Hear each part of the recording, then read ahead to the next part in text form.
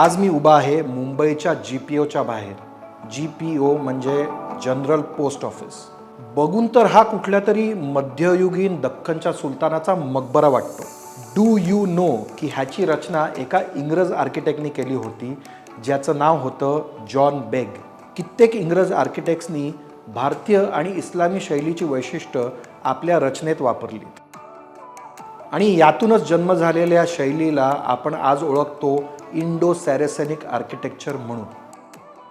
बिजापूरच्या गोल गुंबजापासून प्रेरणा घेऊन बनवली आहे ही इमारत. म्हणूनच तर 120 वर्षापूर्वी बांधलेली ही इमारत आपल्याला खूप जुनी वाटते. आणि हो, हे भारतातलं सर्वात मोठं पोस्ट ऑफिस आहे. नाव यू नो.